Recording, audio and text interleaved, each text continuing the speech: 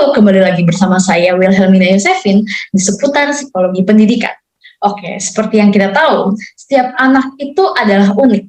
Setiap anak memiliki kemampuan, kepribadian, dan karakteristik belajar yang berbeda-beda.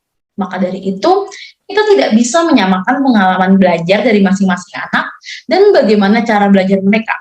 Namun, dalam lingkungan masyarakat, tak jarang seringkali kita temukan banyak orang tua yang tanpa sengaja membanding-bandingkan anak mereka dengan anak yang lain. Banyak orang tua juga yang belum mengetahui bahwa kecerdasan dan kemampuan setiap anak itu berbeda-beda.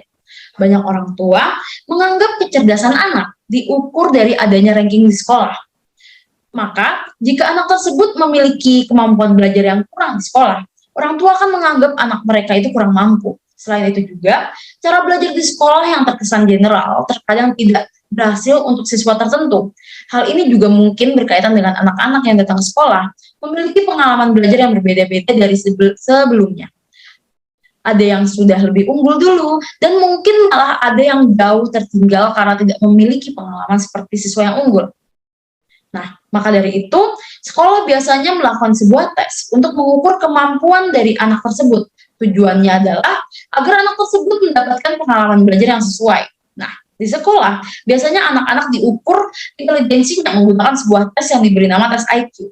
Untuk mengetahui lebih lanjut terkait tentang tes IQ, saya akan sambungkan ke narasumber pertama kami, yaitu Mario. Baik, terima kasih atas kesempatannya kepada Saudara Yosefin karena telah memberikan saya waktu untuk menjelaskan terkait dengan tes IQ sendiri. Jadi sebenarnya kita mungkin sudah sering mendengar ya terkait dengan tes IQ, namun mungkin kita masih sedikit awam. Tes IQ itu apa sih? Lalu apa saja tentang tes IQ itu? Mungkin di sini saya akan memberikan penjelasan kepada teman-teman semua. Jadi tes IQ sendiri adalah tes yang digunakan untuk mengukur taraf kecerdasan seseorang dengan memberikan beberapa pertanyaan terkait dengan tes IQ ini. Nah, tes IQ ini pertama kali dikenalkan oleh psikolog Jerman pada abad ke-20 yang bernama William Stern, dan kita ketahui bahwa tes IQ yang pertama kali itu disebut dengan tes Stanford-Binet. Jadi penggunaan tes IQ ini tuh sering digunakan dalam prediksi kemajuan anak, terutama dalam bidang pendidikan dan memperkirakan potensi anak untuk kedepannya. Nah, ketika prediksi atau perkiraan ini sesuai dengan apa yang anak tunjukkan, berarti dapat dikatakan bahwa anak tersebut tuh memenuhi potensi. Nah, di mana anak ketika dapat dikatakan mampu dalam hal ini itu ketika dia mampu untuk merespon dengan cepat dan juga memiliki prestasi. Dan ketika anak tidak mampu, itu dikatakan ketika anak itu tidak memiliki respon yang cepat dan tidak memiliki prestasi.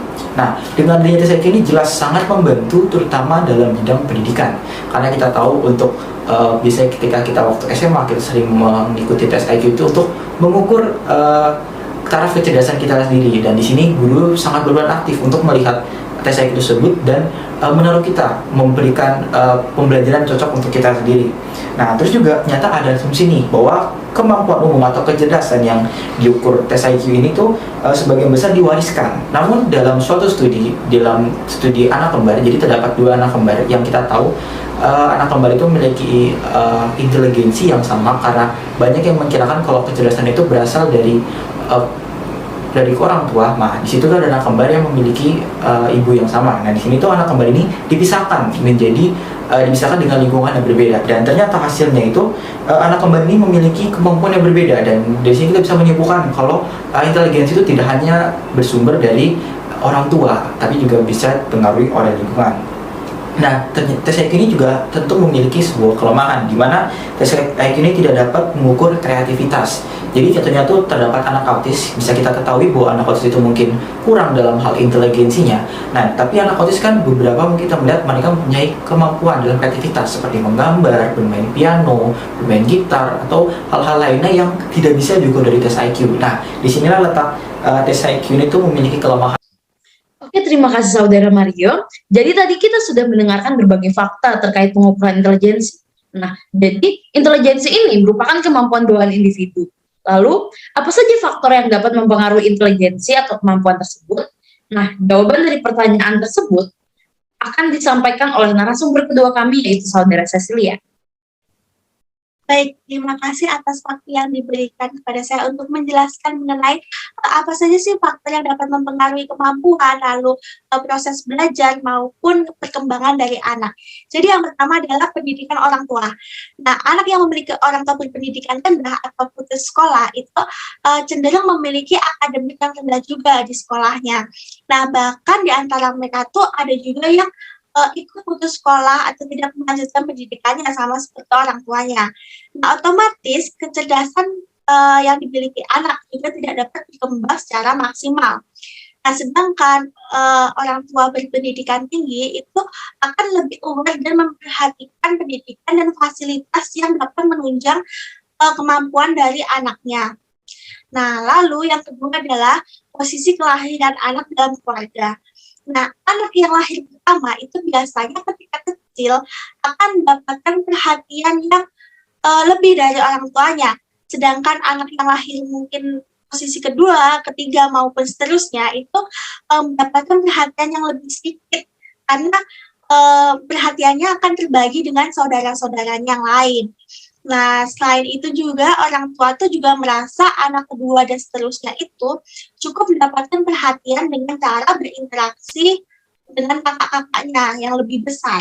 Nah, padahal kenyataannya stimulus intelektual yang diberikan oleh kakaknya tersebut itu bisa dibilang tidak terlalu efektif. Karena bagaimanapun juga intelektual yang dimiliki kakaknya itu bisa dibilang rendah dan belum sesempurna orang dewasa. Nah, lalu faktor yang ketiga adalah additional only support. Nah, berkaitan dengan penjelasan saya tadi, maka peran keluarga baik orang tua maupun saudara-saudaranya itu dalam mengasah kemampuan anak itu bisa disebut sebagai additional only support. Nah, jadi sebelum anak dapat mengasah kemampuannya di sekolah maupun di tempat-tempat yang menyediakan fasilitas, anak itu sudah harus mendapatkan stimulus dini yang pastinya didapatkan oleh orang-orang sekitar yang paling dekat, yaitu orang tuanya dan juga saudara-saudaranya. Lebih lagi, anak sekitar umur balita itu juga harus mendapatkan stimulus yang baik untuk perkembangan kognitif, intelektual, maupun pertumbuhan tubuhnya dia. Nah, lalu faktor yang terakhir itu faktor etnik minoritas dan juga lingkungan. Nah, jadi ada sebuah studi yang dilakukan Einstein dan Murray pada tahun 1994 itu membuktikan bahwa anak yang berasal dari etnis minoritas itu akan kurang berprestasi dibandingkan teman-teman lainnya. Nah, perbedaan tersebut mungkin saja terjadi karena adanya faktor budaya dalam perkembangan kemampuannya.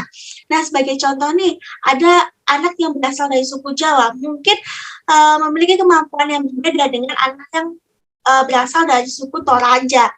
Hal ini bisa disebabkan karena budaya dalam kehidupan sehari-hari dari keduanya itu mungkin berbeda, termasuk cara berpikir, lalu berbahasa, dan kemampuannya. Nah, selain itu, menurut studi Reina 2008, jika terdapat etnis minoritas dalam suatu sekolah, maka gurunya akan lebih cenderung fokus pada murid-murid yang mayoritas dibandingkan murid-murid minoritas. Nah, selain itu juga lingkungan sekitar tempat anak dibesarkan itu juga memiliki pengaruh dalam kemampuan yang dimiliki anak. Nah, karena lingkungan-lingkungan tersebut itu juga bisa sebagai sumber atau tempat anak mendapatkan stimulus-stimulus.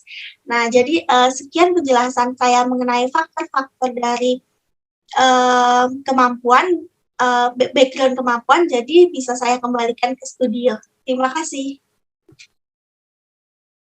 Terima kasih Saudara Cecilia atas paparannya. Dan sekian informasi terkait individual differences hari ini. Semoga bermanfaat untuk kalian semua. Sampai jumpa.